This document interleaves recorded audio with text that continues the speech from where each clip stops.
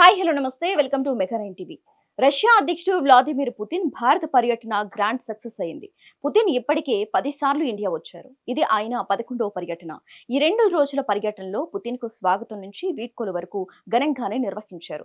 Protocol పక్కన పెట్టి మరి మోదీ స్వయంగా పుతిన్ ను రిసీవ్ చేసుకోవటం, పుతిన్ తన కారును పక్కన పెట్టి ప్రధానితో ఒకే కారులో ట్రావెల్ చేయటం సహా మరెన్నో ఇంట్రెస్టింగ్ సీన్స్ పుతిన్ పర్యటనలో చోటు చేసుకున్నాయి. ఇక శుక్రవారం రాత్రి 11 గంటలకు పుతిన్ రష్యాకు బయలుదేరారు. అంతకు ముందు రాష్ట్రపతి భవన్ లో ఆయనకు ప్రత్యేక విందు ఏర్పాటు చేశారు. ఈ విందు మెను ఇప్పుడు సోషల్ మీడియాలో వైరల్ గా మారింది. రష్యా అధ్యక్షుడికి భారత్ అందించిన విందులో ఏమేమి ఐటమ్స్ ఉన్నాయి, పుతిన్ వేటిని ఇష్టంగా తిన్నారు, లెట్స్ వాచ్. రాష్ట్రపతి భవన్ లో పుతిన్ గౌరవార్థం రాష్ట్రపతి ద్రౌపది ముర్ము ఆయనకు ఆతిథ్యం ఇచ్చారు.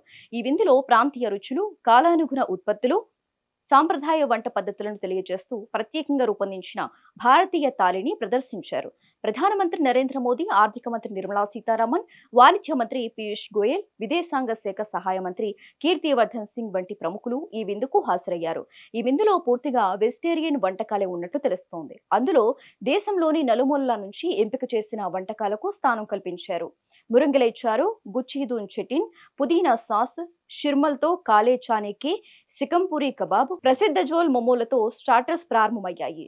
మెయిన్ కోర్స్ లో జఫ్రానీ పన్నీర్ రోల్, పాలక్ కోఫ్తా, గుజరాతీ దాల్, మటర్ కా సాగ్, తందూరి బార్వాన్ ఆలు, Achari baingan, yellow dal tadka, dry fruit కుంకుమ పువ్వు పులావ్, లచ్చా పరాటా, మిస్సీ రోటీ, మగజ్ నాన్ వంటి వివిధ రకాల రోటీలను వండించారు. ఇక డెజర్ట్స్ విభాగంలో సాంప్రదాయ బాదం కా హల్వాతో పాటు సీతాఫల్ క్రీమ్ ను కూడా సర్వ్ చేశారు.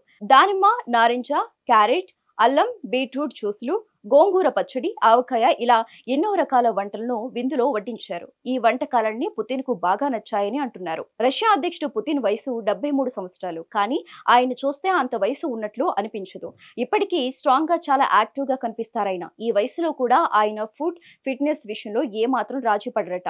దీనివల్ల ఆయన ఫుడ్ హ్యాబిట్స్, లైఫ్ స్టైల్ గురించి తెలుసుకోవటానికి చాలా మంది ఇంట్రెస్ట్ చూపిస్తుంటారు. పుతిన్ రోజువారీ ఆహారం, ఆయన జీవన శైలి చాలా సీక్రెట్ గా ఉంచుతారు.